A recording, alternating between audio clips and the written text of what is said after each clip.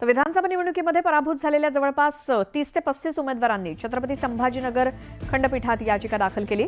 यात प्रामुख्याने राष्ट्रवादी काँग्रेसचे पराभूत उमेदवार राजेश टोपे, राणी लंके, मेहबूब शेख, सतीश पाटील, पृथ्वीराज साठे, प्रताप ढाकणे आणि प्राजक्त तनपुरेंसह इतरांनी याचिका केली आहे। विशेष म्हणजे भाजपचे राम शिंदे यांनी देखील आपली याचिका दाखल केली आहे। विधानसभा निवडणुकीच्या मतदानावेळी अनेक गैरप्रकार झाले, अनेक ठिकाणी बोगस मतदान झालं। याबाबत निवडणूक आयोगाकडे व्हिडिओ आणि सीसीटीव्ही फुटेजची मागणी देखील करण्यात आली होती, मात्र तीही दिली नाही अशी तक्रार या याचिकेत करण्यात आली आहे आणि ईव्हीएमवर सुद्धा संशय व्यक्त करण्यात आलाय।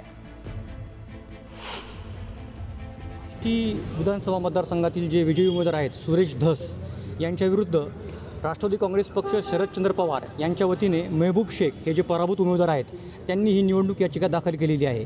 प्रामुख्याने ही निवडणूक याचिका ईव्हीएम मशीन आणि त्याचा जो गैरवापर झालेला आहे या संदर्भात आहे। ईव्हीएम मशीन संदर्भात निवडणूक झाल्यानंतर याचिकाकर्ते मेहबूब शेख यांनी सीसीटीव्ही फुटेज बाकीची माहिती मागवली होती, परंतु ती माहिती जिल्हा निवडणूक अधिकारी यांनी दिली नाही।